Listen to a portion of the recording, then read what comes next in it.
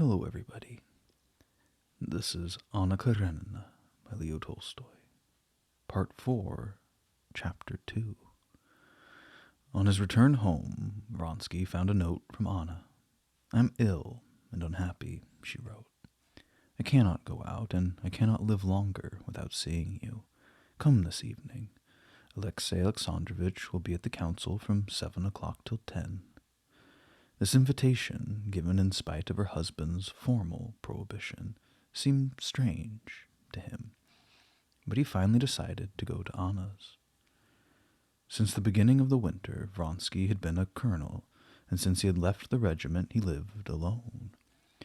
After breakfast, he stretched himself out on the sofa, and the recollection of the scenes of the day before became curiously mingled in his mind with Anna and a peasant whom he met at the hunt. He finally fell asleep, and when he awoke, night had come. He lighted a candle with an impression of fear that he could not explain. "What's happened to me? What terrible dream have I had?" he asked himself.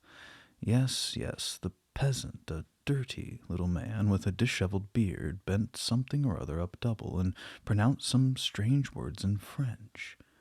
I didn't dream anything else. Why am I so terrified? But in recalling the peasant and his incomprehensible French words, he began to shiver from head to foot. What foolishness, he thought as he looked at his watch. It was more than 8:30. He called his servant, dressed quickly, went out, and, entirely forgetting his dream, thought only of being late. As he approached the Karenin's house, he again looked at his watch and saw that it was 10 minutes of 9. A coupe drawn by 2 gray horses stood in front of the door. He recognized Anna's carriage. "She's coming to my house," he said to himself. "That'll be much better.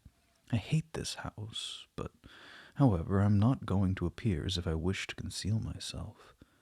And with the presence of mind of a man accustomed from childhood to put himself at his ease, he left his sleigh and mounted the steps. The door opened, and the Swiss servant, carrying a plaid, motioned to the carriage to draw near.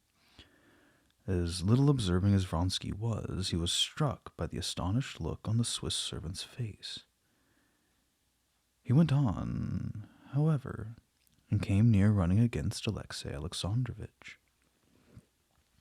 A gaslight placed at the entrance of the vestibule threw full light on his pale, worn face. He wore a black hat, and his white cravat, tied under a fur collar, was conspicuous. Karenin's gloomy, dull eyes fixed themselves upon Vronsky, who bowed. Alexey Alexandrovitch, drawing his lips together, lifted his hand to his hat and passed. Vronsky saw him get into his carriage without turning around, take his plaid and opera glass, which the Swiss servant handed through the door, and disappear. What a situation, thought Vronsky as he entered the anteroom, his eyes burning with anger. If he still wished to defend his honor, I should know what to do to express my sentiments in some sort of passion. But this weakness and this cowardice, I appear as though I had come to deceive him, which is not true. Since the explanation that he had had with Anna in the Vred garden, Vronsky's idea had changed very much. He had renounced all dreams of ambition incompatible with his irregular situation, and only thought of the possibility of a rupture. Thus he was ruled by the weakness of his friend and by his feelings for her. As to Anna, after having given herself up entirely, she expected nothing in the future which did not come from Vronsky. While crossing the reception-room, he heard footsteps drawing near, and knew that she was entering the drawing-room nearby to watch for him. "No," she cried, seeing him enter.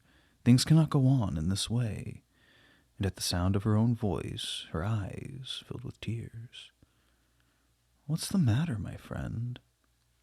"I've been waiting in torture for 2 hours. But no, I do not want to quarrel with you. If you had not come, it would have been because you could not. No, I'll not scold you any more." She put her 2 hands on his shoulders and looked at him long, with her eyes deep and tender, although searching.